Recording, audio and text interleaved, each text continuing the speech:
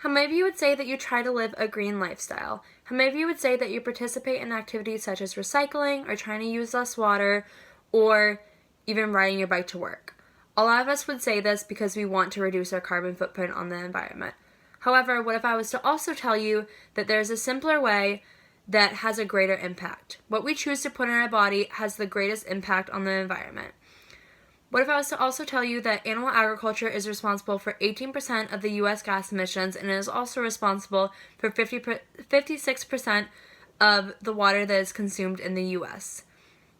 I want to share a little bit about global warming with you first so that you get a greater understanding of how the gases and emissions that are produced through animal agriculture has an impact on the environment.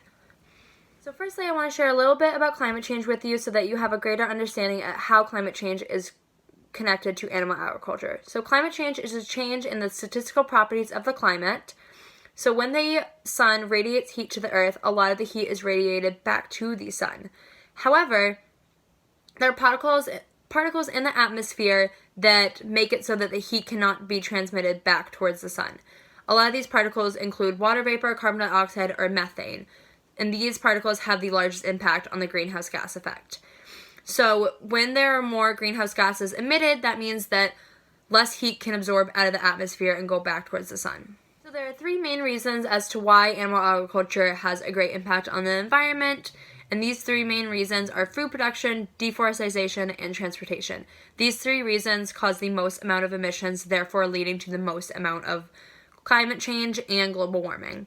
So I'm going to start talking about food production.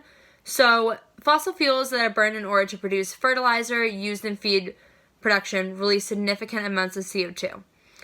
And these factories that produce these fertilizers are dependent on these fossil fuels. So one of the best fertilizer for animal agriculture is nitrogenous fertilizer and is the main input in modern farm production as it is used to cultivate animal feed. So manufacturing nitrogenous fertilizer requires about 1% of the global energy supply and is also estimated to produce 41 million tons of CO2 each year. This means that by feeding livestock, we are producing 41 million tons of CO2 into the atmosphere, leading to global warming. And this is just solely through feed production and not through deforestation and transportation yet. So next I'm going to talk about deforestation. So factory farm animals, as well as meat, egg, and dairy production facilities, cover over 1/3 of the Earth's total surface area.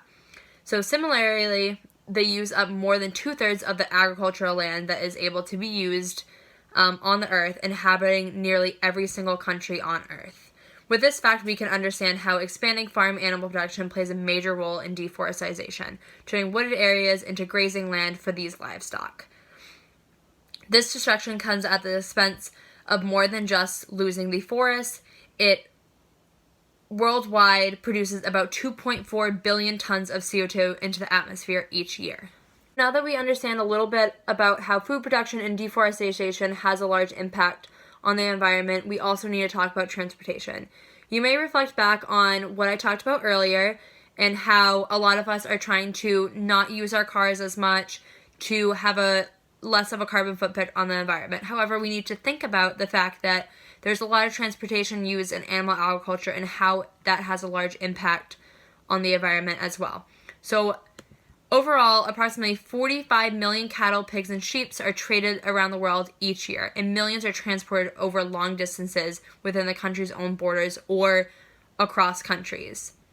So this produces around 500,000 to 850 tons of CO2 each year.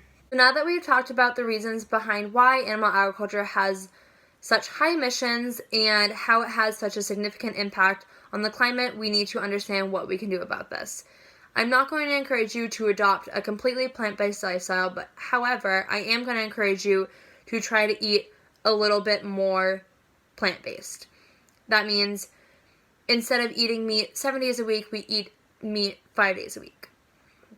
Or if we eat meat 5 days a week, we eat meat 2 days a week. And that goes for eggs and milk and other products that are produced by animals as well. So by doing this, it creates less of a demand, therefore supplies don't need to be as large. So if we're saying we eat, 5 pounds a week of meat and eggs and dairy versus 15 pounds, you don't have to produce as much crops for animals and you don't have to provide as much transportation, therefore the emissions are reduced.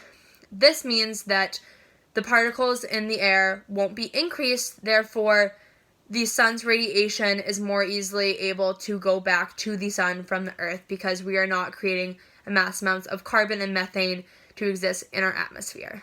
In conclusion, I want to state that incorporating environmentally sound and animal welfare friendly practices such as eating less meat or adapting less reliant diets on meat and eggs has a significant impact on the emissions that are produced by animal agriculture and your carbon footprint.